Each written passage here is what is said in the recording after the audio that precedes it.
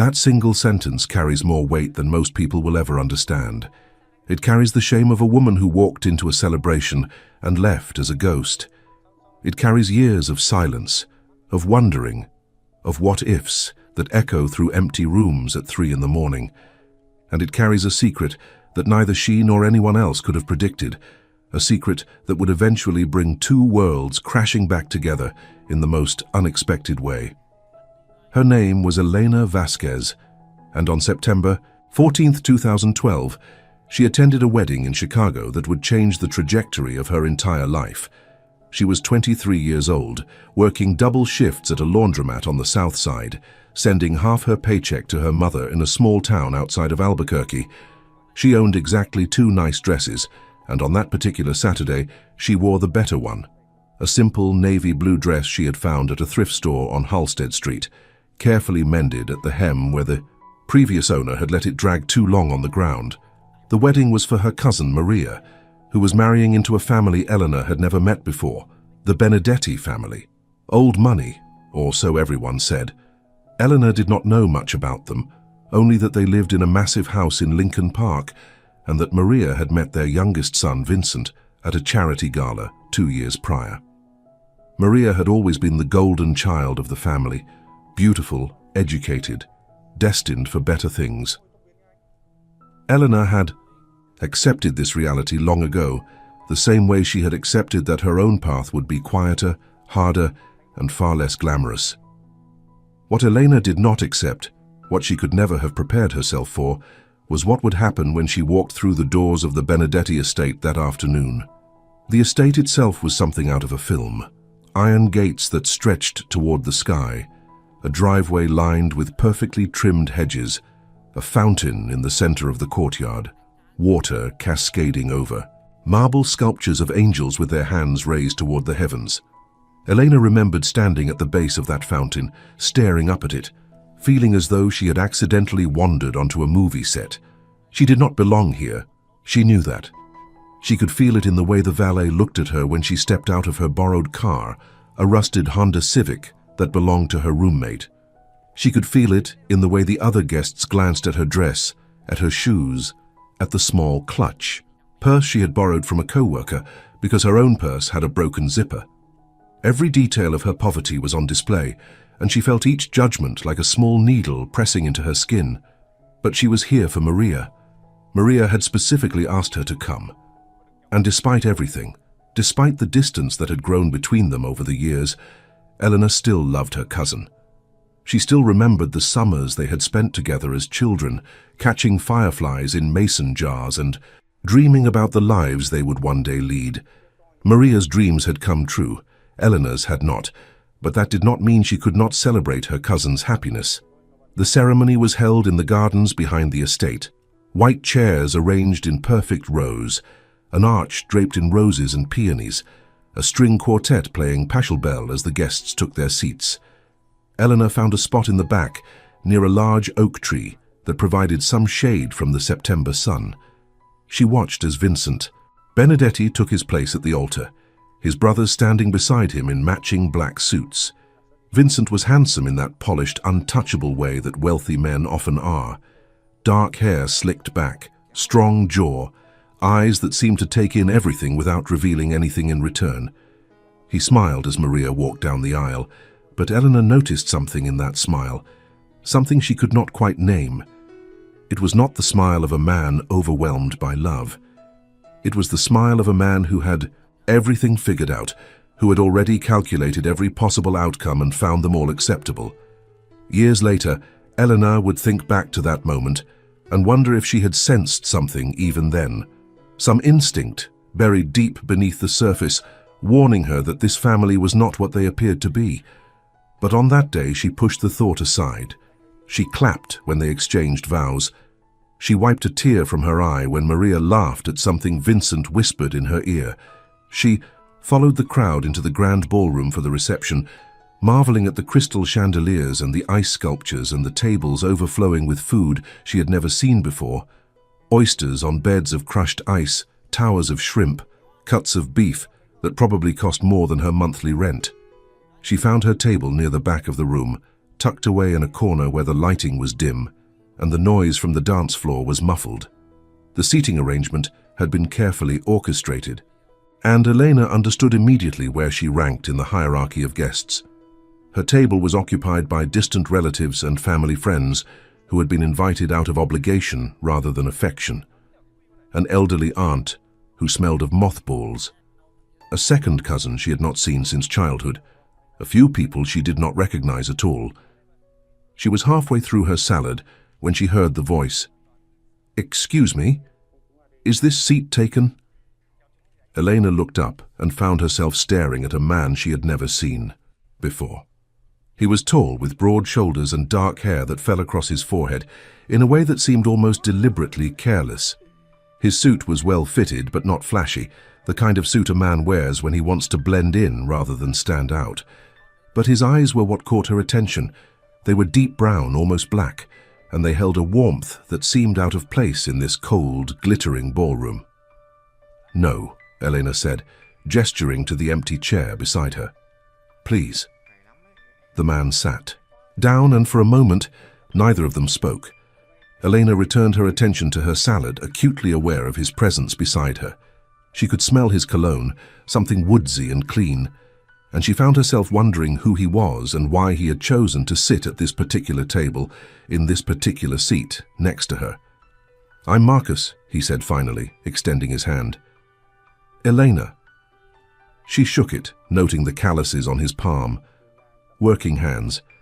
The hands of someone who did not spend their days behind a desk or at country club lunches. "You're related to the bride?" he asked. "Cousin on her mother's side." "And what do you do, Elena?" She hesitated. This was always the question she dreaded, the one that exposed her for what she was, a girl from a poor family, working a job that paid barely enough to cover her bills. In rooms like this, surrounded by people who probably spent more on a single dinner than she earned in a month, the answer to that question felt like a confession. "I work at a laundromat," she said finally, meeting his eyes. "On the south side." She waited for the reaction, the subtle shift in expression, the polite disengagement that always followed. But Marcus just nodded, as if she had told him she was a doctor or a lawyer or anything else that might be considered acceptable. "That's honest work," he said. "More honest than a lot of what goes on in rooms like this." Elena felt something loosen in her chest, a knot she had not realized she was carrying. She smiled genuinely for the first time since she had arrived. "What about you?" she asked. "What do you do?" Marcus seemed to consider the question carefully. "I work for the Benedetti family," he said, "in a consulting capacity." "Consulting?" "Something like that." He smiled, but there was something guarded in that smile, something that suggested he was not telling her the whole truth. Elena did not press. She understood secrets. She had a few of her own. They talked for the rest of the dinner, about books they had read and films they had seen, about their childhoods, his in Brooklyn, hers in New Mexico, about their dreams for the future, the places they wanted to visit, the lives they imagined for themselves.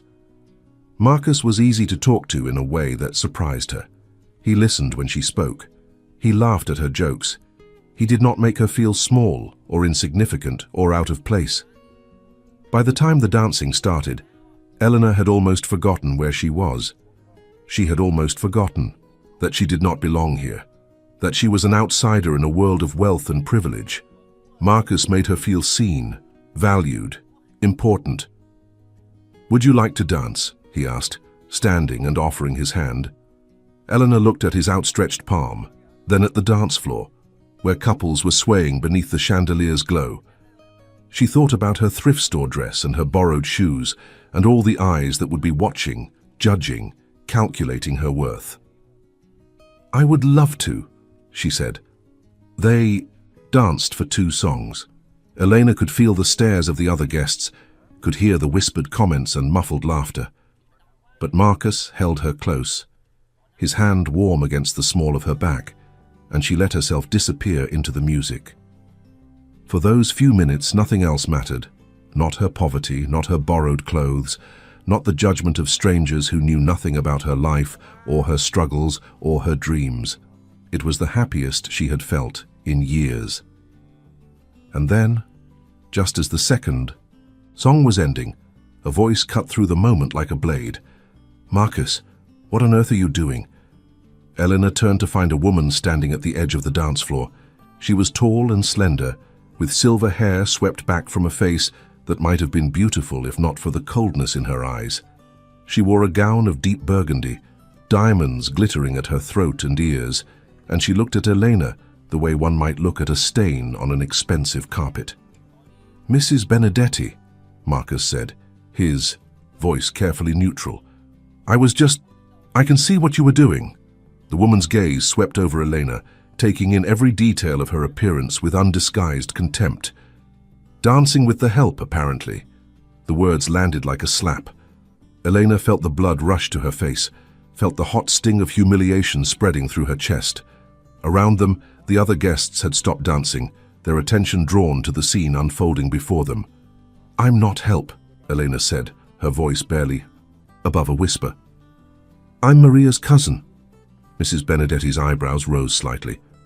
"Ah, the poor relation from the southwest. Maria mentioned you might attend." She paused, her lips curling into something that was not quite a smile. I assumed she was joking. Elena stood frozen on the dance floor, the eyes of every guest in the ballroom fixed upon her. She could see Maria standing near the head table, her face pale with shock.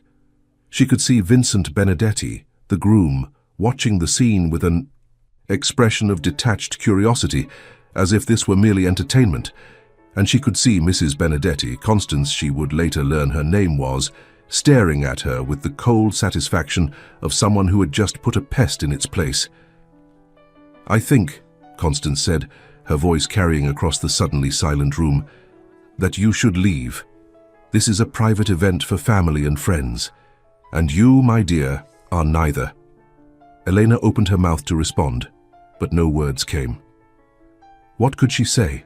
How could she defend herself against someone like this, someone with money and power, and the absolute certainty that she was better than everyone around her? Elena had spent her entire life fighting against people like Constance Benedetti, people who measured worth in dollars and pedigrees and designer labels, and she had lost every single time. "Elena," Marcus's voice was low, urgent. "Don't listen to her. You have every right to be here. Do not presume to tell me who has rights in my own home." Constance's eyes flashed dangerously. "Marcus, you forget your place. You work for this family. You do not speak on our behalf."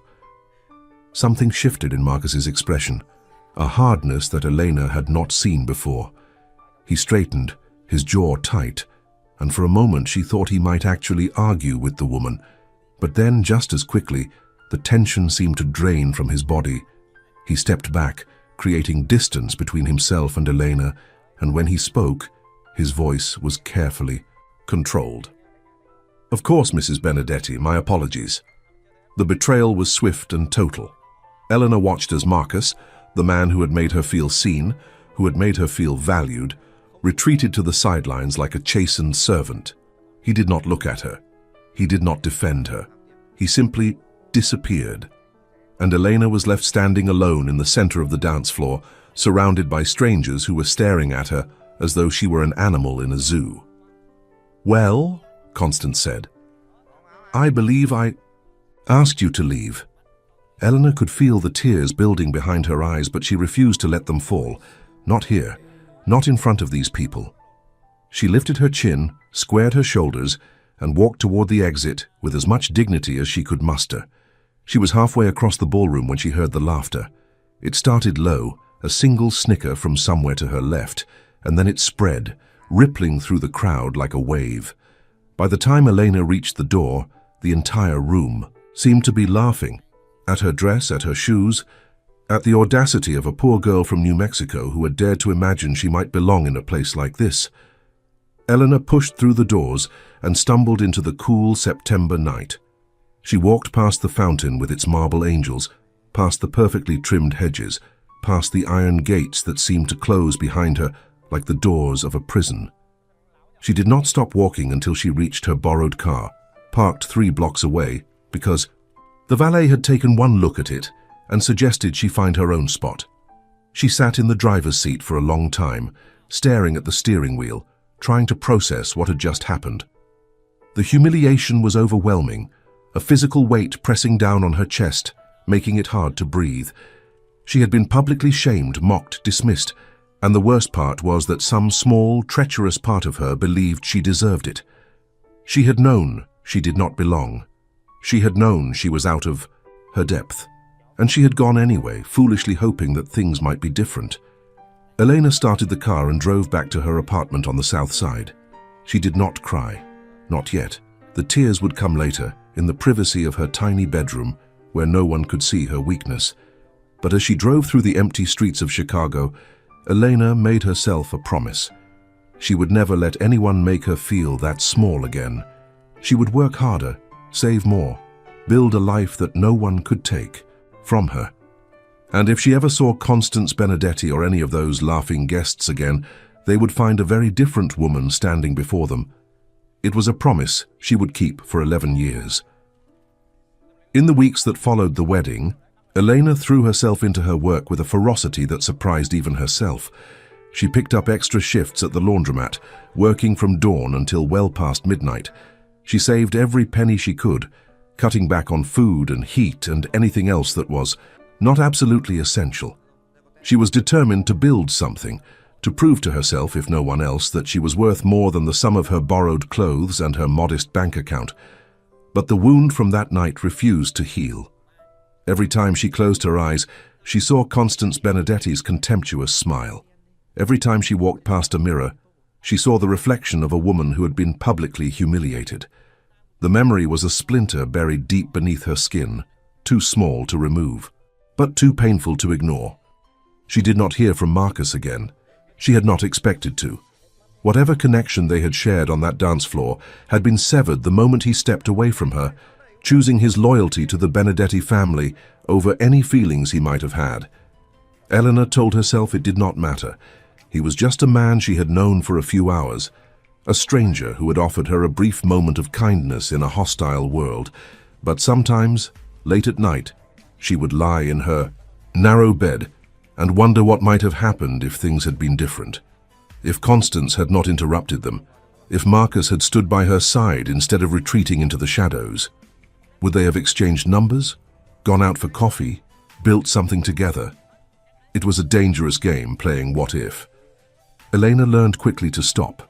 The past could not be changed. The only thing she could control was her future. Her cousin Maria called once, about a week after the wedding. Elena let it go, to voicemail. She listened to the message 3 times, Maria's voice apologetic and uncomfortable, offering excuses that rang hollow and empty. Elena, I'm so sorry about what happened. Mrs. Benedetti is just... She's very particular. I should have warned you. I should have prepared you. Please call me back. I want to make this right. Elena deleted the message. There was nothing to make right. Maria had stood there and watched while Elena was humiliated, and she had done nothing, said nothing. Their relationship, already strained by years of growing apart, had finally reached its breaking point. Over the next few months, Elena began to build a new life for herself. She enrolled in night classes at the local community college, studying business administration. She used the computer at the public library to research small business loans and entrepreneurship programs. She read every book she could find about starting a company, managing finances, building a brand.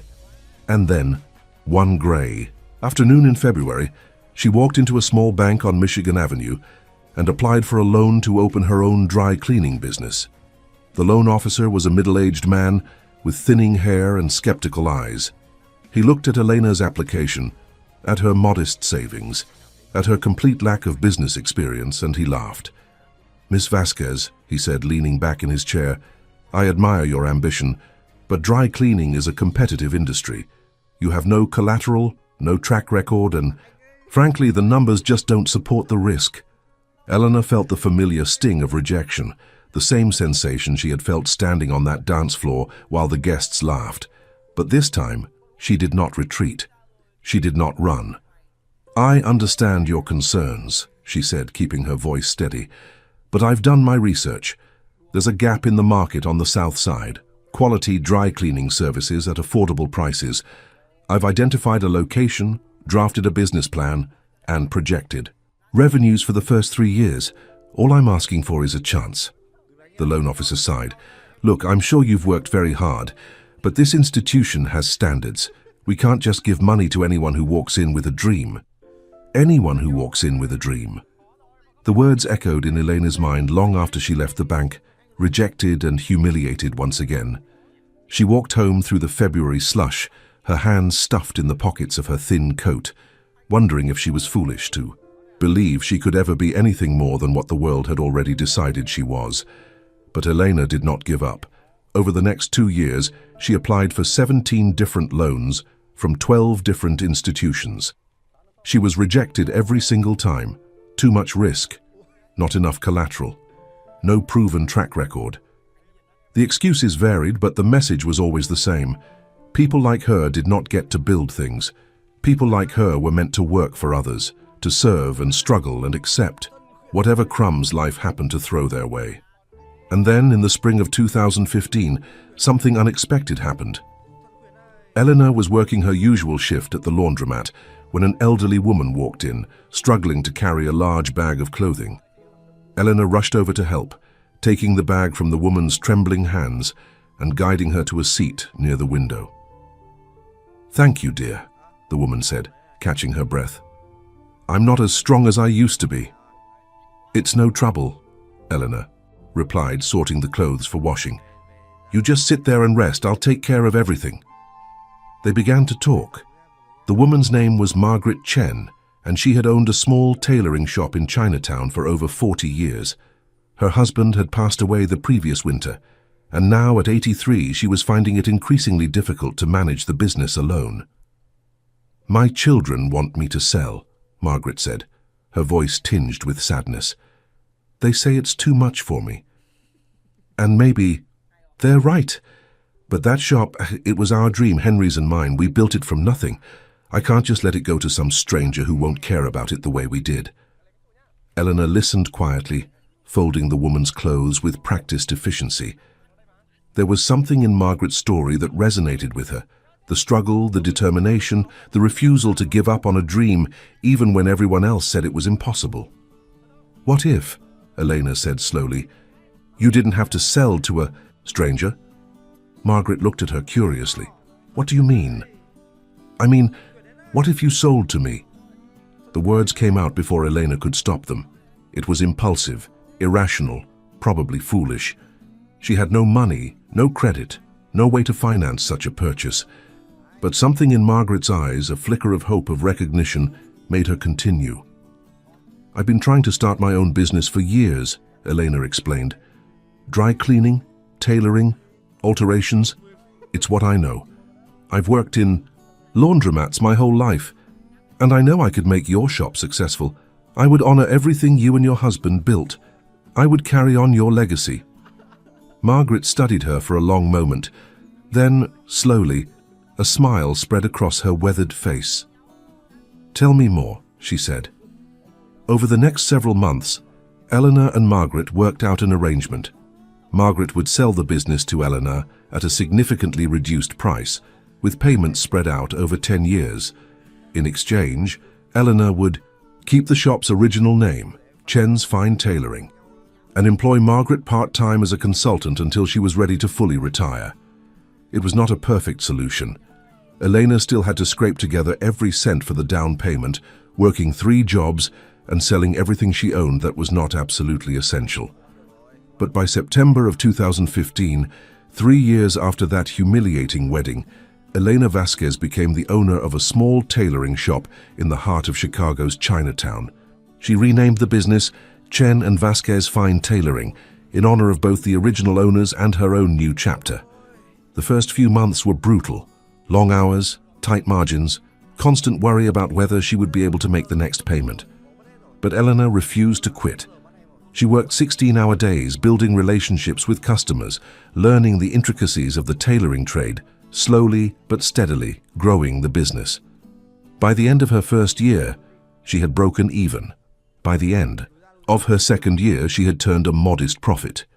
And by the end of her third year, Chen and Vasquez had become one of the most respected tailoring establishments on the south side of Chicago. Elena hired her first employee, a young woman named Rosa, who reminded her of herself at that age. She began to dream of expansion, of opening a second location, of building something that would last beyond her own lifetime. The wound from the Benedetti wedding had not disappeared, but it had scarred over, becoming a source of strength rather than shame. Se você já passou por momento onde foi subestimado por alguém que se achava superior, escreva nos comentários: minha hora vai chegar. Vamos ver quantos guerreiros estão assistindo essa história. And then, one afternoon in the fall of 2018, Marcus Benedetti walked into her shop. Elena did not recognize him at first. 6 years had passed since that wedding, and Marcus had changed. His dark hair was shorter, his jaw more angular, his eyes carrying a weight that had not been there before. He wore a tailored grey suit that fit him perfectly, and he moved with the confidence of a man who was used to being in control.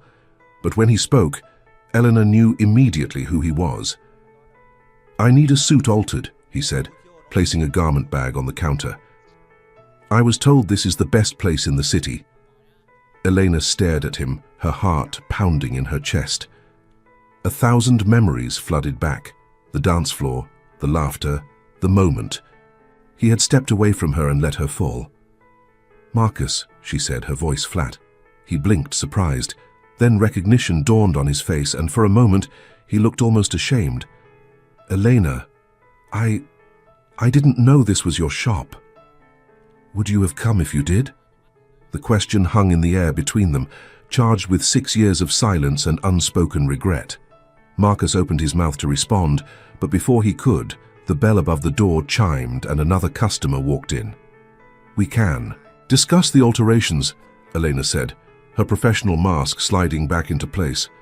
"Rosa, please help this gentleman while I review the specifications." She took the garment bag into the back room, her hands trembling slightly as she unzipped it. Inside was a beautifully crafted suit, charcoal grey, Italian wool, hand-stitched details. It probably cost more than her first car. She took a deep breath, forcing herself to focus. Whatever history existed between them, this was still her business. She would treat Marcus like any other customer. She would do the job, take the payment, and move on. But when Marcus appeared in the doorway of the back room, Elena knew that moving on would not be so simple. "Can we talk?" he asked. "Please." Elena continued examining the suit, not looking at him. "I'm working." "I know. I want to explain. About what happened at the wedding." "There's nothing to explain." Elena hung the suit on a nearby rack. "You made your choice. It was 6 years. Ego, it doesn't matter anymore. It matters to me." Something in his voice made her pause. She looked at him, really looked at him, for the first time since he had walked in. And she saw something she had not expected to see. Pain. Genuine, undisguised pain. "5 minutes," she said finally. "That's all I can give you." Marcus nodded, relief flooding his features. He stepped into the room, closing the door behind him, and for a moment they stood in silence. Two people separated by years and circumstance and choices that could not be undone. "I was a coward," Marcus said. "That night at the wedding, when Mrs. Benedetti confronted you, I should have stood up for you. I should have told her she was wrong. Instead, I did nothing. I let you walk out of that ballroom alone, and I've regretted it every day since." Elena crossed her arms over her chest. "Why? Why did you step back?" Marcus ran a hand through his hair, looking suddenly exhausted. "Because I was afraid. The Benedettis, they're not just wealthy, they're powerful. And at that time, my entire life depended on them. My career, my income, everything. I thought if I challenged Constance, if I took your side against her, I would lose everything I had worked for." "So you sacrificed me to protect yourself?" "Yes." The word came out like a confession. "And I'm not asking you to forgive me. I'm just asking you to understand." Elena was quiet for a long moment. She understood more than Marcus could know. She understood. Desperation and fear and the terrible choices people make when their survival is at stake. She had made her own compromises over the years, her own moral calculations. She was not in a position to judge, but understanding was not the same as forgiveness. And 6 years of hurt could not be erased by a 5-minute conversation in the back room of a tailoring shop. "I'll have the suit ready in 3 days," Elena said finally. "You can pick it up any time after noon." Marcus nodded, accepting her. Dismissal. He turned to leave, then paused at the door. "For what it's worth," he said, "I've kept track of you over the years.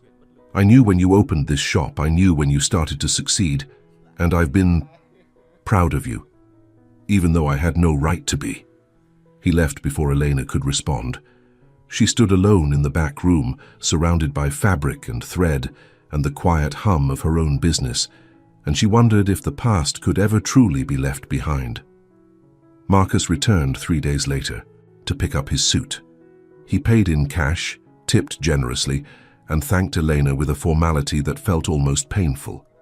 She expected that to be the end of it, another brief encounter with her past before she returned to the life she had built for herself. But Marcus came back the following week with another suit that needed alterations, and the week after that with a coat that needed repairing, and the week after that with shirts that needed new buttons. "You're running out of clothes to bring me," Eleanor said during his 4th visit, a hint of amusement creeping into her voice despite herself. "I'm a clumsy dresser," Marcus replied, a small smile playing at the corners of his mouth. "Always ripping things, losing buttons. It's a real problem." Eleanor shook her head, but she was smiling too. Against her better judgment, she was beginning to enjoy his visits. Their conversations had evolved beyond the transactional, discussions about fabrics and pricing giving way to stories about their lives, their work, their hopes for the future. She learned that Marcus had risen through the ranks of the Benedetti organization over the past 6 years, becoming one of the family's most trusted advisors. The work was demanding and often morally ambiguous, but it had allowed him to build a substantial fortune of his own. She learned that Vincent Benedetti, the groom from that long-ago wedding, had taken over as head of the family after his father's death in 2015. The transition had been turbulent, marked by internal conflicts and power struggles that Marcus did not fully explain, but Vincent had emerged victorious, consolidating control over the family's various business interests and expanding their influence across the city. She learned, too, that Maria and Vincent's marriage had not been a happy one.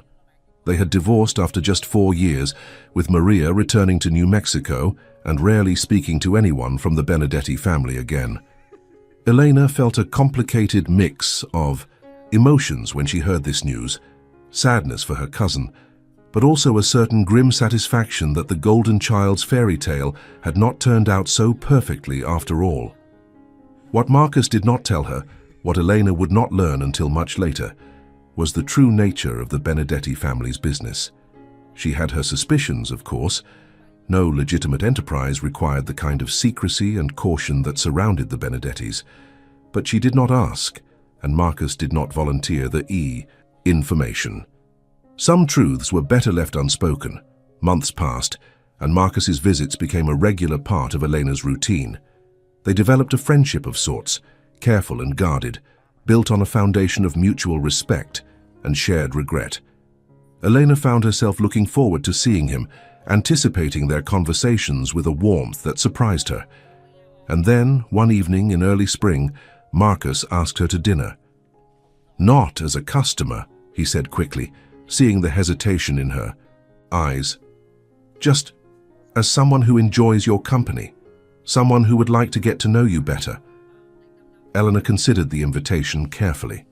She was 30 years old, successful by any reasonable measure, and she had spent the past 6 years focused entirely on her business.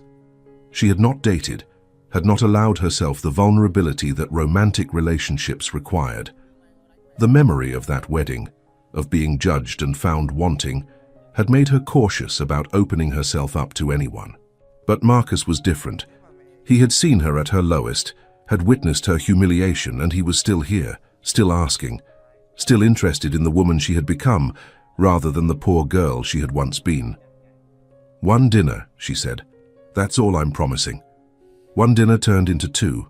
Two dinners turned into weekly outings, restaurants and museums, and long walks through the city that had become her home. Elena felt herself softening, the walls she had built around her heart beginning to crumble. Marcus was attentive and thoughtful, remembering details she had mentioned in passing, surprising her with small gifts that showed he had been listening. He seemed genuinely interested in her work, asking questions about the business and offering suggestions that were actually helpful. And when they were together, he made her feel seen in a way she had not felt since that night on the dance floor, before everything fell apart. But Elena could not fully relax. There were moments when Marcus's phone would ring and he would step away to take the call, his voice dropping to a murmur she could not quite hear. There were evenings when he would cancel their plans at the last minute, offering vague apologies about work emergencies that required his immediate attention. There were shadows in his eyes that appeared without warning, suggesting depths of experience he was not ready to share. She knew he was keeping things from her. She just did not know what, or why, or whether she was prepared to face the truth when it finally emerged. The answer came on a warm evening in June, almost a year after Marcus had first walked back into her life. They were having dinner at a small Italian restaurant on the near west side, a cozy place with checkered tablecloths and candles flickering in wine bottles. Elena was telling a story about a difficult customer when she noticed Marcus's attention shift to something over her shoulder. His expression changed, a subtle tightening of his jaw, a hardness creeping into his eyes. "We need to leave," he said quietly. "What?" "We just ordered." "Now." The urgency in his voice left no room for argument. Elena grabbed her purse, her heart racing, and followed Marcus toward the back of the restaurant. They had just reached the kitchen doors when two men appeared at the front entrance, scanning the room with cold, professional eyes. Marcus pushed through the kitchen, pulling Elena behind him. They wove through startled cooks and steaming pots, burst out the back door into an alley and ran. They did not stop until they reached Marcus's car, parked several blocks away. He unlocked the doors with shaking hands, practically pushing Elena into the passenger seat before jumping behind the wheel and peeling out into traffic. "What is happening?" Elena demanded, her voice trembling. "Who were those men?" Marcus did not answer immediately. He was checking the rearview mirror, taking turns at random, making sure they were not being followed. Only when he was satisfied that they had escaped did he finally speak. "I should have told you a long time ago," he said. "The Benedetti family. They're not just business people. I know what they are." Eleanor's voice was flat. "I've always known. You think I'm stupid?" Marcus glanced at her, surprised. "Then why did you—" "Because you didn't ask me to be part of it. You kept that world separate from me. And I thought maybe I could pretend it didn't exist." The car fell silent. Eleanor stared out the window at the passing streetlights, trying to process what had just happened. She had known, on some level, what Marcus was involved in, but knowing abstractly and experiencing it firsthand were two very different things. "Those men," Marcus said finally, "they work for a rival family, the Castellanis. There's been tension for months, disputes over territory, business arrangements gone wrong. Vincent has been trying to negotiate a truce, but—" He trailed off, shaking his head. "But what?" "But some people don't want peace. Some people would rather go to war." Elena absorbed this information, feeling as though the ground had shifted beneath her feet. This was not a world she understood, not a world she had ever wanted any part of. And yet here she was, sitting in a car with a man who lived in that world every day. "I'm sorry," Marcus said. "I never meant to put you in danger. I thought I could keep these two parts of my life separate. I thought I could protect you. By lying to me. By omitting certain truths." He pulled the car to a stop at a red light and turned to face her. "Elena, what I feel for you is real. Everything between us has been real. The only thing I've hidden is the ugliness of my work, and I've hidden it because I didn't want to lose you." Elena looked at him, at his earnest expression, his pleading eyes, the vulnerability he so rarely showed. She thought about the past year, the connection they had built, the way he made her feel valued and appreciated and worthy of love. And then she thought about those two men in the restaurant, their cold eyes sweeping the room, searching for prey.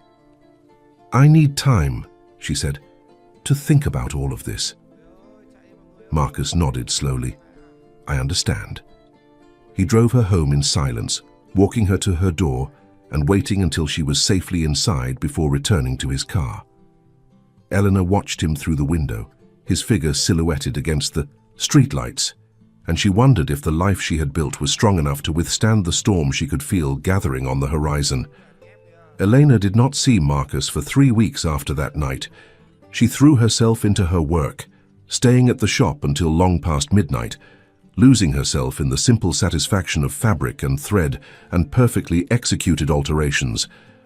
But no matter how hard she tried, she could not stop thinking about him, about the danger he lived with every day, about the choices he had made and the compromises he continued to make, and despite everything, about how much she missed him. She was closing the shop on a Thursday evening when her phone buzzed with a text message. 3 words from an unknown number. "We need to talk." Her heart pounded as she typed back, "Where?" The response came immediately. "Grant Park. The Fountain. 1 hour." Elena arrived at Buckingham Fountain just as the sun was setting, casting long shadows across the plaza. The fountain's water jets were illuminated from below, creating a spectacular display of light and motion that drew tourists and locals alike. She found a bench near the edge of the crowd and waited. Marcus appeared 10 minutes later, looking more haggard than she had ever seen him. There were dark circles under his eyes, and his suit was rumpled as if he had slept in it. "Thank you for coming," he said, sitting beside her. "Your message didn't exactly leave room for refusal." "I know. I'm sorry. But there are things you need to know, things that are going to affect you whether you want them to or not." Eleanor felt a chill run down her spine. "What kind of things?" Marcus took a deep breath. "Vincent Benedetti knows about us, about you, and he's not happy. Why would Vincent care about me? Because of what I am to him, because of the position I hold in his organization." Marcus paused, choosing his words carefully. "I'm not just an advisor, Elena. I'm his consigliere, his second in command. And in our world, personal relationships are complicated." Elena stared at him, trying to absorb what he was telling her. "You're saying Vincent sees me as a threat?" "I'm saying Vincent sees everything as either a potential asset or a potential liability, and right now he's not sure which category you fall into." "So what does that mean? Is he going to..." "What? Come after me? Come after my business?" "I don't know." Marcus's voice was raw with frustration. "That's what I'm trying to figure out.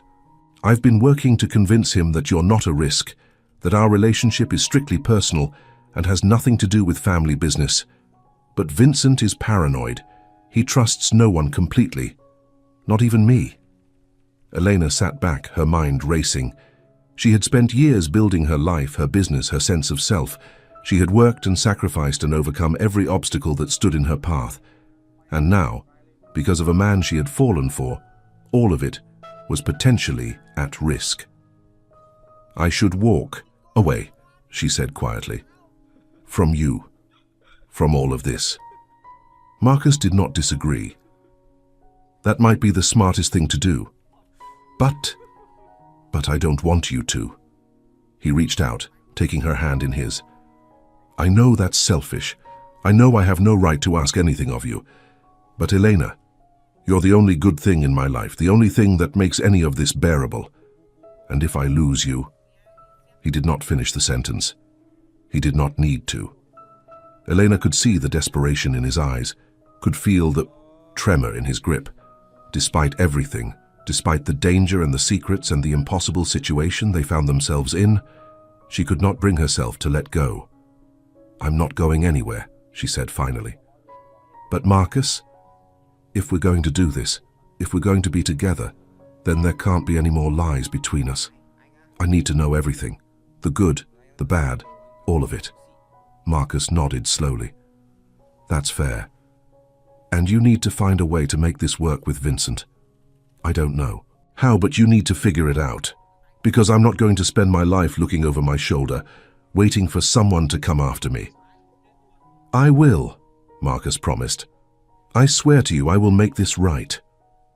They sat together in the gathering darkness, the fountain's lights dancing on the water before them. Elena did not know what the future held. She did not know if Marcus could keep his promise, or if Vincent Benedetti would decide she was more trouble than she was worth. But she knew one thing with absolute certainty. She was done running, done hiding, done letting fear dictate her choices. Whatever came next, she would face it head on. The following months were a delicate balancing act. Marcus worked to smooth things over with Vincent, positioning Elena as a harmless civilian who had no interest in or knowledge of family business. Elena, for her part, kept her head down and focused on her shop, avoiding any situations that might draw unwanted attention. But tension continued to build in the wider world of Chicago's underworld. The conflict with the Castellani family escalated, with incidents of violence that made the evening news: shootings, car bombs, mysterious disappearances. The city's police department launched a major investigation, promising to crack down on organized criminal activity. And through it all, the Benedetti family tightened their grip on their territory, preparing for a war that seemed increasingly inevitable. Elena learned to live with the uncertainty. She learned to recognize the signs when Marcus was under particular stress: the tightness in his shoulders, the distracted look in his eyes, the way he would sometimes fall silent mid-conversation, lost in thoughts he could not share. She learned to give him space when he needed it, and comfort when he asked for it. And she learned to trust that, despite everything, he would always come back to her. In January of 2020, Marcus proposed. It happened on a quiet Sunday morning in Elena's small apartment above the shop. They had been together for almost 2 years by then, surviving countless challenges and emerging stronger each time. Marcus had been unusually quiet all weekend, and Elena had assumed he was worried about work. She did not expect him to get down on one knee beside her bed, producing a small velvet box from his pocket. "I've spent my whole life in the shadows," he said, his voice thick with emotion. "Doing things I'm not proud of, making choices I can't take back. But when I'm with you, Elena, I feel like I can be better, like I can be the man you deserve." He opened the box, revealing a simple diamond ring that caught the morning light. "I know I'm not perfect. I know this life is complicated and dangerous, and probably not what you dreamed of when you were young. But I love you, more than I've ever loved anything. And I want to spend the rest of my life proving that to you." Elena looked at the ring, then at Marcus, then at the ring again. She thought about everything they had been through: the wedding where they first met, the years of separation, the slow rebuilding of trust and connection. She thought about the risks and the unknowns and the shadows that would always lurk at the edges of their lives. And then she thought about what her life would be without him. Empty. Safe, perhaps, but empty. "Yes," she said. "Yes, I'll marry you." They held each other in the golden morning light, two people who had found something precious in the most unlikely of circumstances. For that moment, at least, the darkness seemed very far away. The engagement was kept quiet. Marcus wanted to wait until the situation with the Castellanis was resolved before making any public announcements. Elena understood. Drawing attention to their relationship could put a target on both their backs. So they continued as they had been, stealing moments of happiness wherever they could find them. But the universe, it seemed, had other plans. In March of 2020, the world changed. A pandemic swept across the globe, forcing businesses to close and people to isolate in their homes. Elena's shop, deemed non-essential, was shut down for months. The income she had worked so hard to build evaporated overnight. And Marcus, unable to visit without risking exposure, was reduced to nightly phone calls and occasional video chats. It was a difficult time. Eleanor watched her savings dwindle, applied for every government assistance program she could find, and tried to keep her spirits up despite the crushing uncertainty. She learned to sew masks and protective gear, pivoting her business to meet the new demand. And she waited, counting the days until she could see Marcus again. When they finally reunited in June, it was as if a weight had been lifted from both their shoulders. They held each other for a long time, not speaking, just breathing in each other's presence. "I never want to be apart from you again," Marcus murmured into her hair. "Then don't," Elena replied. "Whatever happens, don't." The pandemic raged on through the rest of the year, claiming lives and livelihoods with indiscriminate cruelty. But Elena and Marcus weathered the storm together, finding strength in their partnership.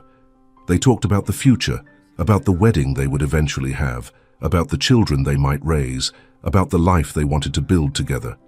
And they talked too about Marcus's work, about the possibility of leaving the Benedetti organization, about starting fresh somewhere far from Chicago, where the shadows of the past could not follow them. "Vincent would never allow it," Marcus said one night, his voice heavy. "I know too much. I've seen too much. The only way out of this life is—" He did not finish the sentence, but Elena understood. The only way out was death. And that was a price neither of them was willing to pay. So they stayed. They adapted. They learned to live with the compromises and the dangers and the constant nagging fear that one day their luck would run out. But they also found joy. In quiet dinners and lazy Sunday mornings, in long conversations and comfortable silences, in the simple, profound miracle of two people who had found each other against all odds and refused to let go. By the spring of 2023, 11 years had passed since the wedding that had set everything in motion. Elena was 34 years old, the owner of a thriving tailoring business with 2 locations and a staff of 7. She and Marcus had been together for 5 years, engaged for 3, still waiting for the right moment to make their relationship official. That moment came in April, though not in the way either of them had imagined. Eleanor was at her shop working late on a complicated alteration for a wealthy client when her phone rang. The caller ID showed Marcus's number, but the voice on the other end was not his. "Miss Vasquez?" A man's voice, cold and professional. "My name is Detective Williams, Chicago Police Department. I'm calling about Marcus Benedetti." Eleanor's blood ran cold. "What happened? Is he okay?" "Miss Vasquez, I need you to come down to Northwestern Memorial Hospital. Mr. Benedetti has been in an accident. His condition is critical." The phone slipped from Elena's fingers. She did not remember the drive to the hospital, or the frantic conversation with the nurse at the front desk, or the long walk down, fluorescent-lit corridors that seemed to stretch on forever. She only remembered the moment she saw Marcus, lying in a hospital bed, his face pale and bruised, tubes and wires connecting him to machines that beeped and hummed with mechanical indifference. He was alive, barely. The story emerged in fragments over the following days. Marcus had been meeting with representatives from the Castellani family, negotiating a tentative peace agreement that could end years of conflict. But someone, a faction within the Castellani organization that opposed the deal, had arranged an ambush. Marcus's car had been forced off the road and into a concrete barrier. 2 of his security team had been killed instantly. Marcus had survived, but just barely. Eleanor stayed by his bedside for 3 days, leaving only when the nurses forced her to go home and rest.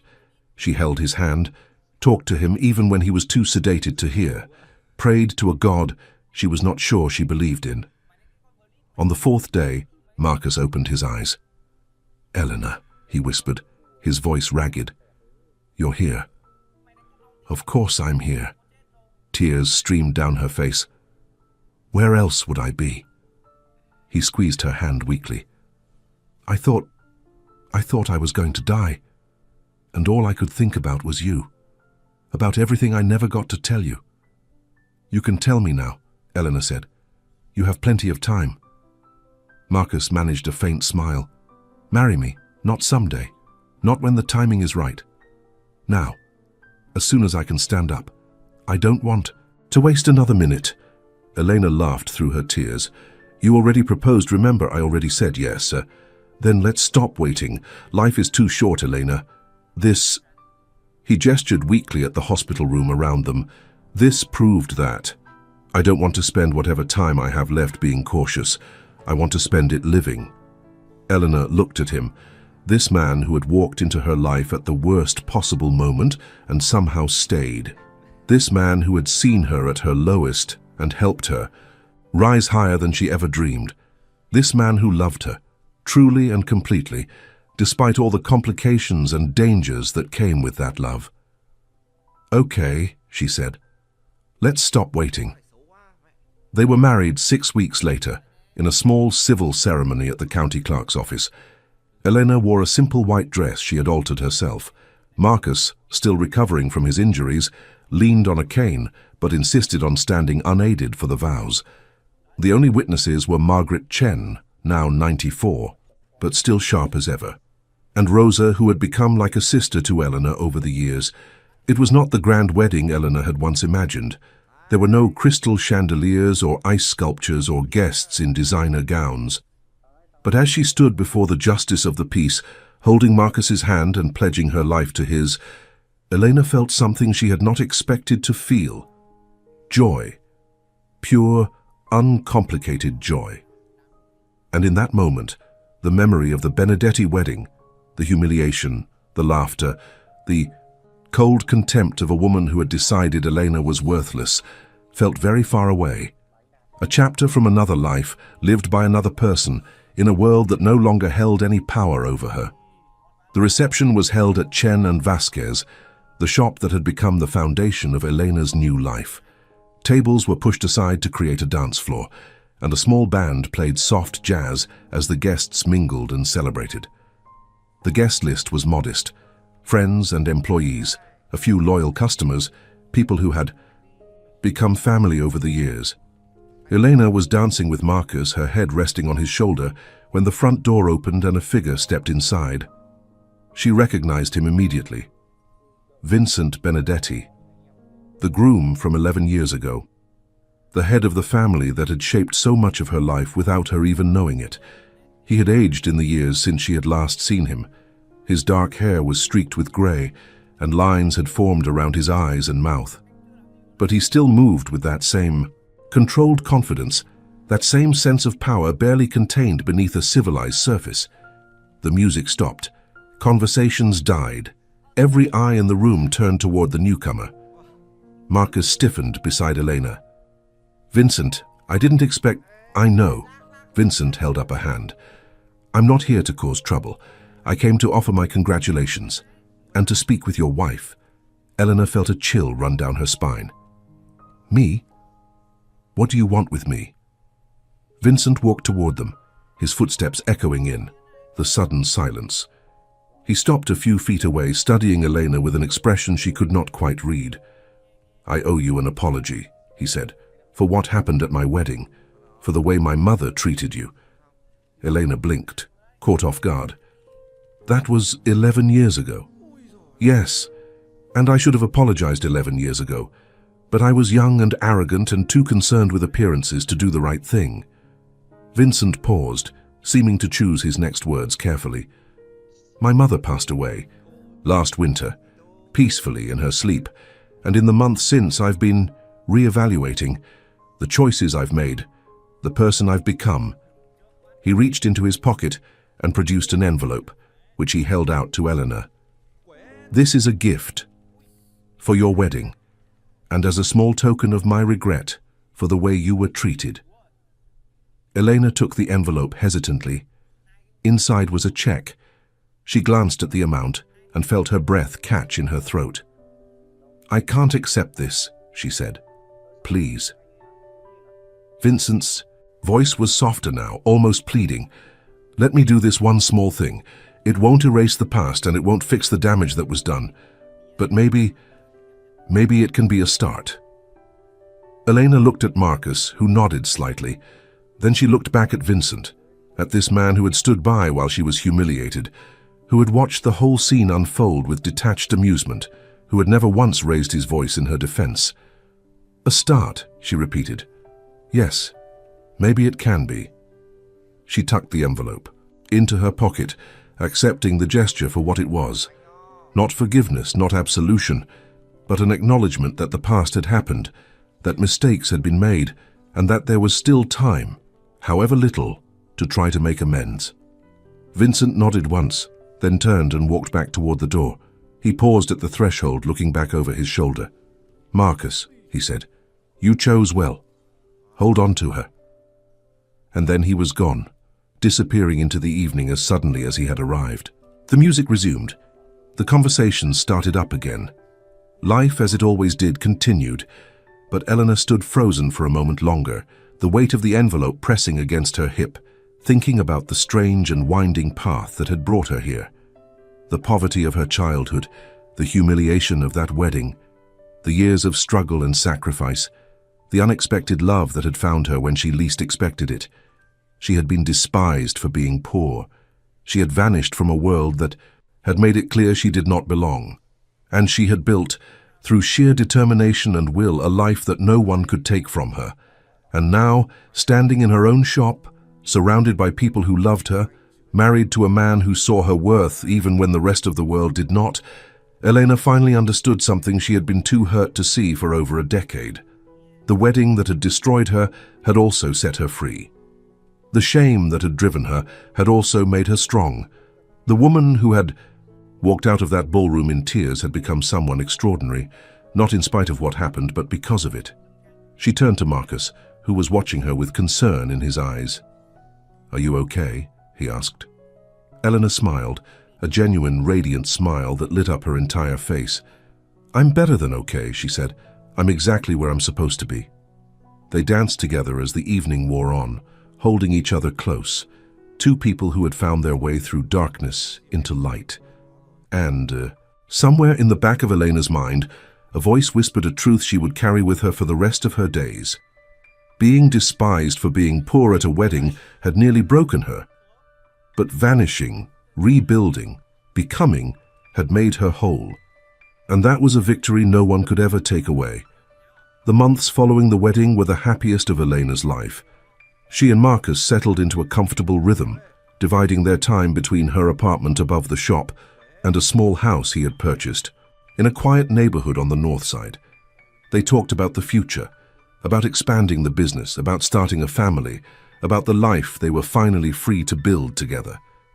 But Eleanor knew, even in those joyful moments, that their peace was fragile. Marcus still worked for the Benedetti family. Vincent's apology had been genuine, but it had not changed the fundamental nature of their business or the dangers that surrounded it. And the conflict with the Castellanis, though quieter since the failed ambush, had not been resolved. The truth of this became clear in September of 2023, 5 months after the wedding. Elena was at the shop, reviewing inventory with Rosa, when 3 men walked through the door. They were dressed in expensive suits, their faces hard and unreadable, and they moved with the controlled precision of professionals. "We're looking for Marcus Benedetti's wife," one of them said. "Are you Elena?" Elena's heart began to race, but she kept her voice steady. "I am. Who are you?" "Friends of the Castellani family. We'd like to have a conversation with you." Rosa stepped forward protectively. "She's not going anywhere with you." The lead man smiled, a thin, humorless expression that did not reach his eyes. "We're not here to hurt anyone. We just want to talk about your husband, about certain business arrangements that have not been honored." "I don't know anything about my husband's business," Eleanor said. "Maybe not, but your leverage, and leverage is useful." The man pulled back his jacket slightly, revealing the holster at his hip. "Please don't make this difficult." Elena's mind raced through her options. She could try to run, but the shop had only one exit, and these men were clearly prepared to stop her. She could call for help, but her phone was on the counter, several feet away. She could fight, but against 3 armed professionals, she would not last 30 seconds. And then, just as she was beginning to despair, the front door opened again. Marcus stood in the doorway. He was alone, unarmed, dressed in a simple grey suit, but his presence seemed to fill the room, and the three Castellani men turned toward him with expressions of wary respect. "Let her go," Marcus said calmly. "Your business is with me, not with my wife." The lead man studied him. "Mr. Benedetti, we were just coming to find you. And now you have, so let Elena go, and we can discuss whatever needs to be discussed." There was a long, tense moment of silence. Elena held her breath, watching the calculations play out across the Castellani man's face. Finally, he nodded. "Very well, but this conversation is happening now. No delays." Marcus looked at Elena, his eyes conveying a message she could not quite decipher. Then he turned back to the Castellani men. "Elena, go home. Lock the door. Don't open it for anyone until I call you. Marcus, please, trust me." Elena wanted to argue, wanted to demand an explanation, wanted to stand by his side and face whatever was coming together. But she could see the determination in his eyes, the quiet certainty that he knew what he was doing. "Be careful," she said finally.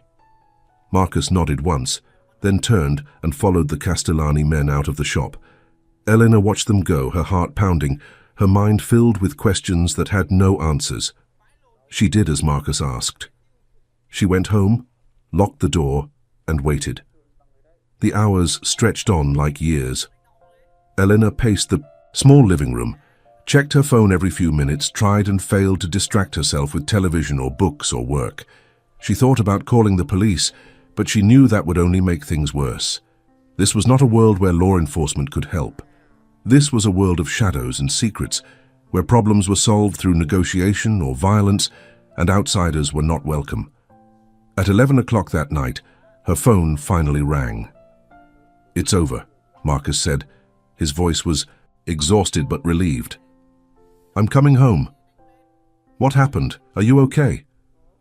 "I'll explain everything when I get there. Just be ready. Things are going to change." He arrived an hour later, looking as tired as he had sounded. Eleanor met him at the door, wrapped her arms around him, held him close. "Tell me," she said. And Marcus told her everything. The Castellanis had been demanding retribution for the failed peace negotiation, the one that had nearly cost Marcus his life. They wanted money, territory, and most importantly, they wanted blood. Someone had to pay for the deaths of their men in the ambush, even though they had been the ones who orchestrated it. Vincent had refused.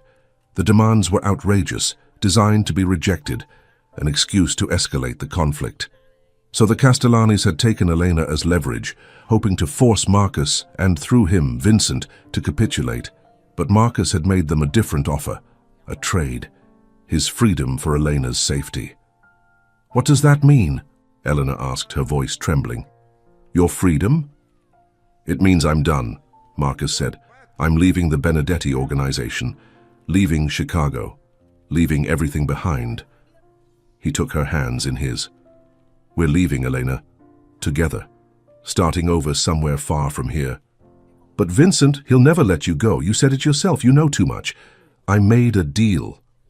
Marcus's expression was complicated, relief and guilt and fear all mingled together. "In exchange for my departure, I gave Vincent information about the Castellanis, about their operations, their weaknesses, their plans, enough to end the conflict once and for all." Elena stared at him, struggling to process what he was telling her. "You betrayed them? The Castellanis?" "I chose us," Marcus said simply. "I chose our future over their wars, and Vincent agreed to let me go as long as I disappear and never come back." It was a lot to take in. Elena sat down on the couch, her mind spinning. She thought about her business, her employees, the life she had built. She thought about Margaret Chen, who had given her a chance when no one else would. She thought about Rosa, who was like a sister. She thought about the shop that bore her name, the dream she had worked so hard to achieve. And then she thought about Marcus, about the man who had loved her through everything, who had risked his life to protect her, who was now offering to give up everything he had ever known so they could be together. "Where would we go?" she asked finally. "Anywhere you want. A new city, a new country. We could start fresh, build something that belongs only to us. Marcus knelt before her, taking her hands again. I know it's a lot to ask. I know you've built something incredible here. But Eleanor, I can't stay and I can't leave without you. Eleanor looked into his eyes, those deep brown eyes that had captivated her from the first moment she saw them. She thought about everything they had been through together, everything they had overcome, and she made her decision. Okay, she said, let's go. They left Chicago 3 weeks later in the grey light of an October dawn. Eleanor had sold her share of the business to Rosa, who had proven herself more than capable of running things. She had said goodbye to Margaret Chen, who had cried and hugged her and made her promise to write. She had packed her few precious possessions, photos of her mother, the ring Marcus had given her, a small jewelry box her grandmother had left her, and closed the door on the life she had known. They drove south first, through cornfields and small towns and cities that blurred together into an endless ribbon of American landscape. They stopped in Memphis for a week, then continued on to New Orleans, where the October heat still clung to the air like a memory of summer. They talked about settling there, about opening a new shop in the French Quarter, about building a life among the jazz and the jambalaya and the lazy Mississippi afternoons. But something kept them moving, a restlessness that would not quiet, a sense that they had not yet found the place where they belonged. They crossed into Texas, spent a month in Austin, then continued west through the desert. They saw the Grand Canyon at sunset, the painted rocks of Arizona, the vast emptiness of Nevada stretching toward the horizon. And finally, in late November, they arrived in San Diego. It was there, standing on a beach at sunset, watching the Pacific waves roll in with patient, eternal rhythm, that Elena felt something shift inside her. This is it, she said. This is where we start over.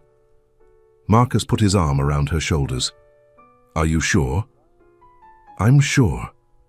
She turned to look at him, her eyes bright with possibility. I don't know what comes next. I don't know what kind of life we'll build here, but I know we'll build it together, and that's enough for me. Marcus pulled her close, kissing the top of her head. That's enough for me too. They found an apartment near the beach, a small place with hardwood floors and windows that let in the California light. Elena began looking for commercial space, planning a new shop that would carry the lessons of Chen and Vasquez into this new chapter of her life. Marcus took odd jobs, construction, consulting, anything that paid the bills while they established themselves. It was not easy. Starting over never is. But they had each other, and that made all the difference. In the spring of 2024, Eleanor opened her new business, Pacific Tailoring. It was smaller than her Chicago shop, more intimate, but the quality of work was every bit as high. Word spread quickly, and within months she had built a loyal clientele of locals and tourists who appreciated her attention to detail and her warm, welcoming presence. Marcus, freed from the shadows of his former life, found work as a security consultant for legitimate businesses. He used his experience to help companies protect themselves from the kind of threats he had once represented. It was redemption of a sort, taking the skills he had developed in darkness and using them in service of light. They talked about children, about the future, about all the years that stretched before them, full of possibility and promise.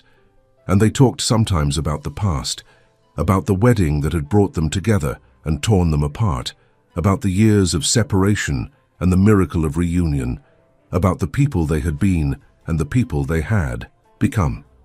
One evening, as they sat on their small balcony watching the sun set over the Pacific, Elena asked a question she had wondered about for years.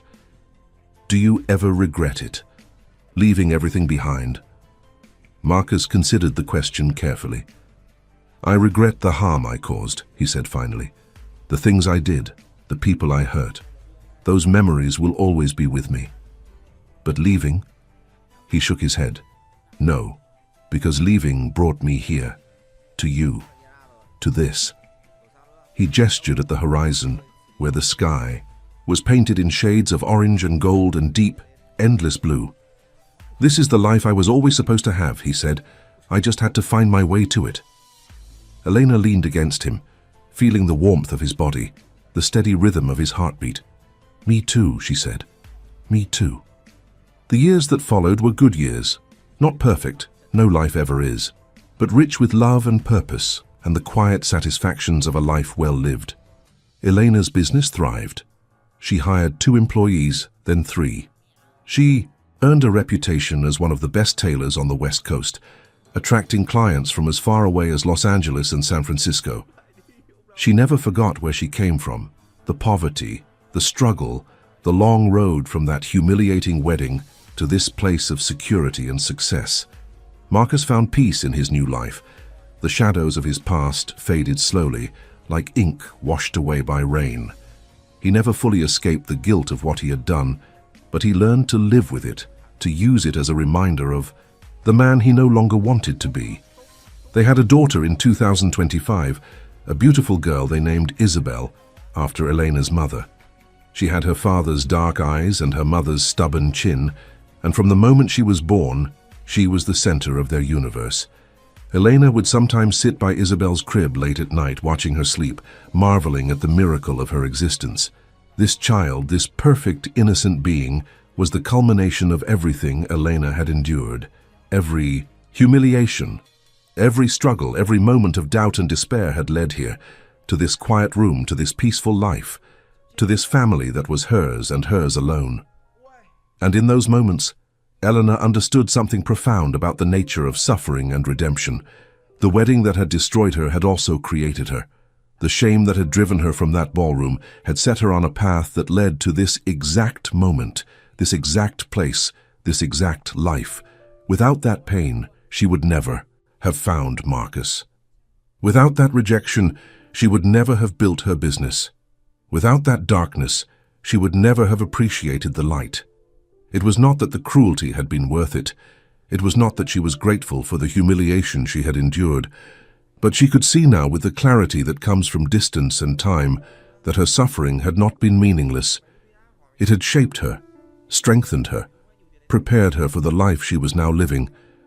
And that was its own kind of victory. In the fall of 2026, Elena received an unexpected letter.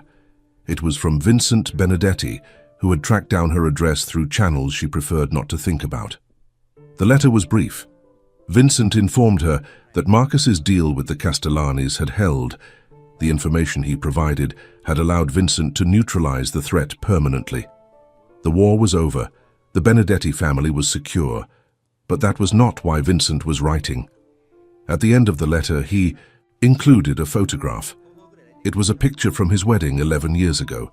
Elena was in the background, barely visible, standing near the fountain in the courtyard. She was looking up at the sky, her expression wistful, her borrowed dress catching the afternoon light.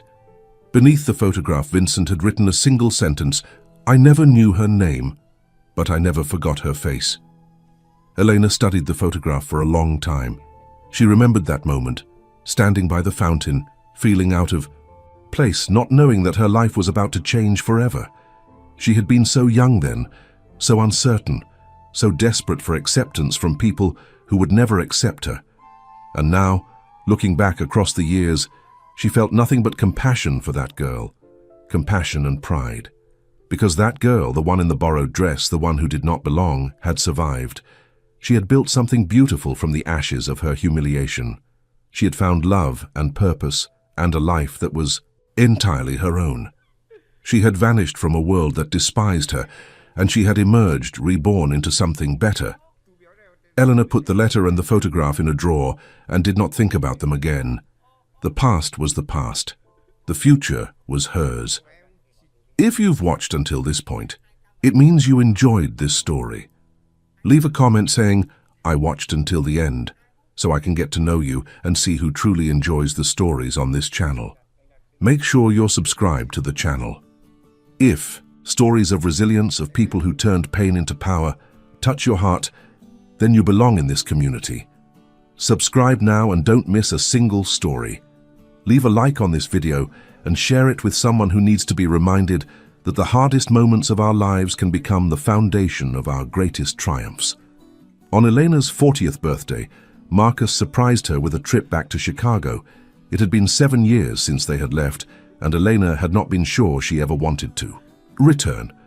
But there was something she needed to do, something she had been putting off for too long. They visited Margaret Chen first. She was 101 years old now, still living in the same small apartment above the old tailor shop, still sharp and witty and full of stories. Elena held her hand and thanked her, really thanked her, for the chance she had given her all those years ago. "You didn't need me," Margaret said, her voice thin but steady. "You had everything you needed inside. Yourself. I just helped you see it."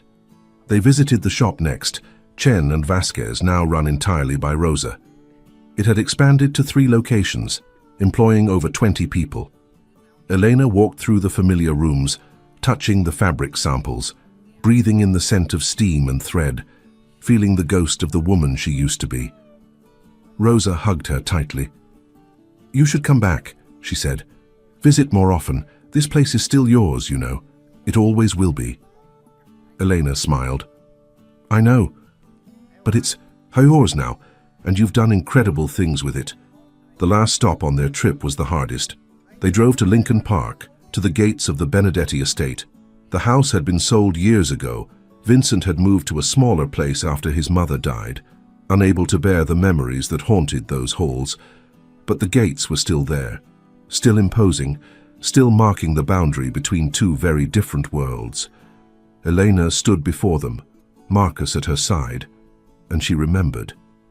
She remembered walking through those gates for the first time, feeling small and insignificant and utterly out of place.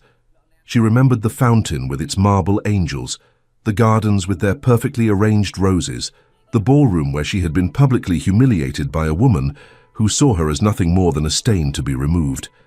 And she remembered walking out, broken, ashamed, convinced that she would never amount to anything.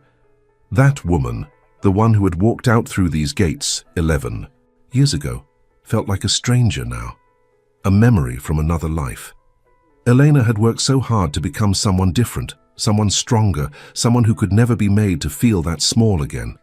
But standing here, she realized something she had never understood before. She had not become someone different. She had become more fully herself. The woman who walked into that wedding had been brave enough to show up, even knowing she did not belong. She had been resilient enough to survive a public humiliation that would have destroyed most people. She had been determined enough to rebuild her life from nothing, to create success where others saw only failure. That woman, the poor girl in the borrowed dress, had always been extraordinary. She had just needed time to realize it. Elena reached out and touched the iron gate, feeling the cool metal beneath her fingers. "I'm not angry anymore," she said softly. "I thought I would be coming back here, but I'm not." Marcus stood beside her, silent, giving her the space she needed. "For a long time I hated this place," Elena continued, "hated the people who made me feel worthless, hated myself for letting them. But now—" She paused, searching for the right words. "Now I understand that they gave me a gift, not intentionally. They would have been horrified to know it. But by pushing me out, they forced me to build my own life, on my own terms, and that life turned out to be more beautiful than anything they could have offered me." She stepped back from the gate, turning to face Marcus. "I'm ready to go home now," she said. "Back to San Diego, back to Isabel, back to the life we built together." Marcus took her hand, interlacing his fingers with hers. "Are you okay?" he asked.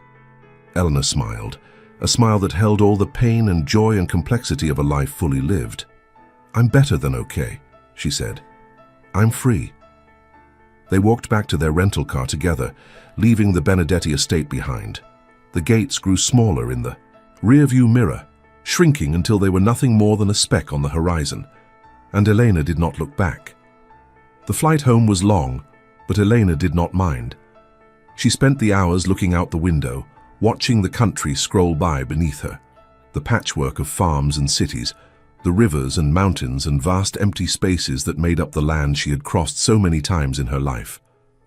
Marcus was asleep beside her, his head resting against her shoulder. Isabel was at home with a babysitter waiting for their return, and somewhere, In a small apartment in San Diego, a life was waiting for her, a life she had built from nothing, a life that belonged entirely to her. Despised for being poor at a wedding, she had vanished. Without knowing, the groom would become one of the most powerful men in the city. Without knowing, the man who had let her fall would become the love of her life. Without knowing that her disappearance would be the beginning of something extraordinary. But now, 11 years later, Elena knew exactly who she was. She was a woman who had been knocked down and gotten back up. A woman who had been told she was worthless and proved them wrong. A woman who had built something beautiful from the ashes of her own humiliation. She was a survivor, a fighter, a builder of dreams, and she was just getting started. As the plane descended toward San Diego, Elena felt a sense of peace settle over her. The wounds of the past had finally healed. The shadows had finally lifted, and the future, bright, uncertain, full of possibility, was hers to claim. She closed her eyes and smiled. The girl who had been despised was gone. In her place was a woman who had learned the most important lesson of all. Your beginning does not determine your end. Your circumstances do not define your worth. And the people who try to make you small are simply mirrors reflecting their own limitations. Rise above them. Build something beautiful. And never, ever let anyone tell you what you cannot become. That is the true meaning of victory. That is the true meaning of freedom. That is the story of Elena Vasquez, the woman who vanished and emerged, reborn, into something extraordinary. And if her story teaches us anything, it is this. The world will try to break you.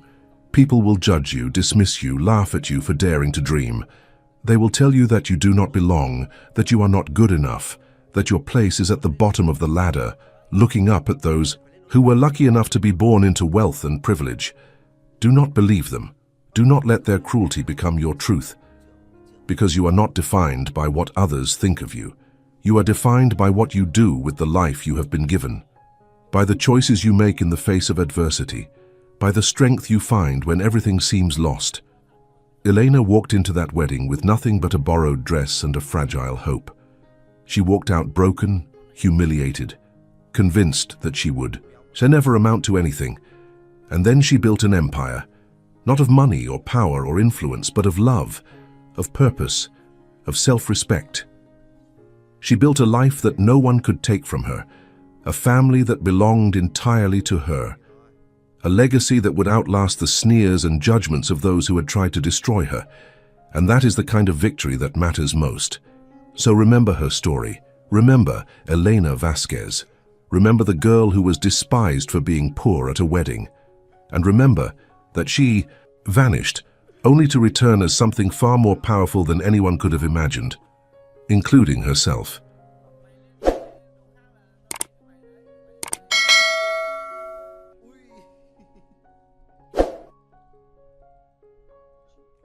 Совет.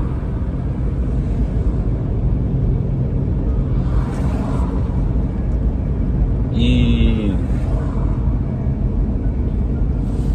почему же тогда люди, наверное, расходятся, разъезжаются, перестают быть вместе, раз это так важно?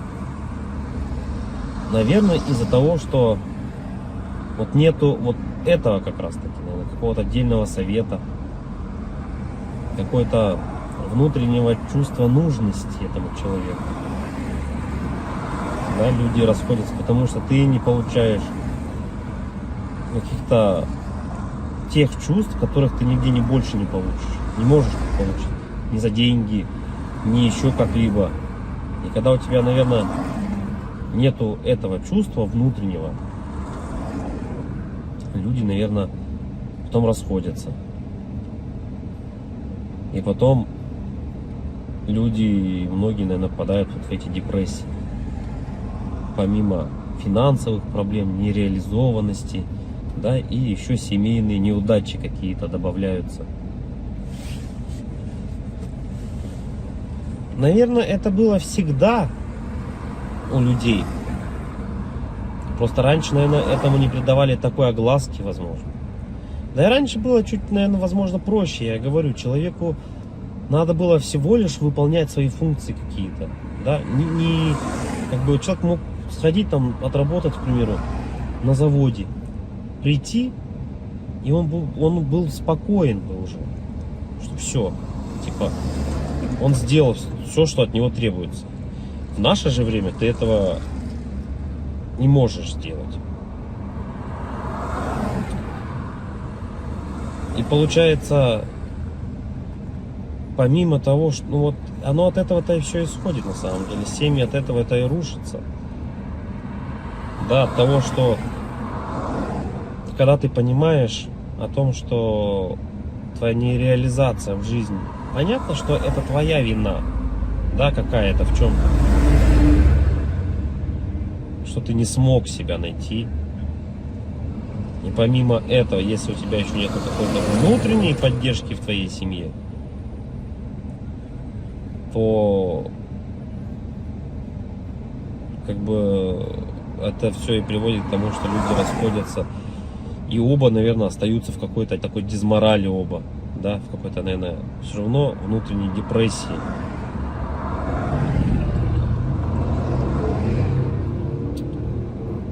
Короче,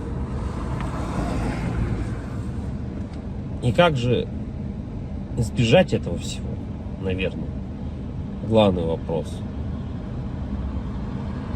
Тут, наверное, несколько вариантов. В наше время, наверное, это наверное, не опускать руки никогда, в первую очередь. Если взять со стороны мужчины, да, то в наше время, наверное, главное не то, типа, сколько он зарабатывает, а главное, чтобы, наверное, не опускать руки. Потому что работа примерно плюс-минус вся одинаковая. Плюс-минус везде она одинаково оплачивается. Да, но хотеть и стараться чего-то большего и не опускать руки, наверное, это одно из самых главных вещей. Да, стараться и хотеть чего-то большего.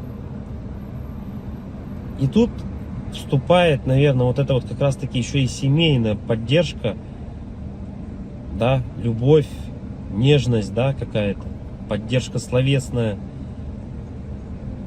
И это, наверное, все сохраняет в тебе мотивацию к стремлению, к жизни, к желанию добиться чего-то большего. Можно не хотеть ничего на самом деле. Да? Устроиться в какую-то организацию, зарабатывать 100 тысяч рублей. Но тебе этих денег явно не будет хватать. И в оконцове ты опять-таки поймаешь, наверное, эту дезмораль.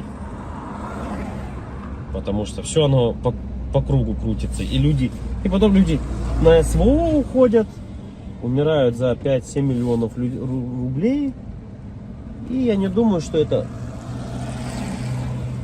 кого-то осчастливит. Ну, во всяком случае, данного человека точно это не осчастливит.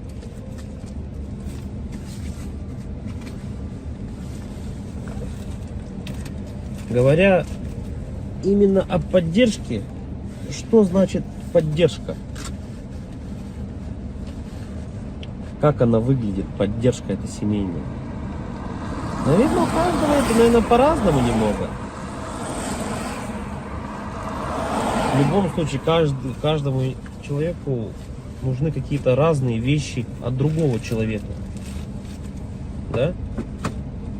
Всегда же отношения — это взаимный обмен чем-то.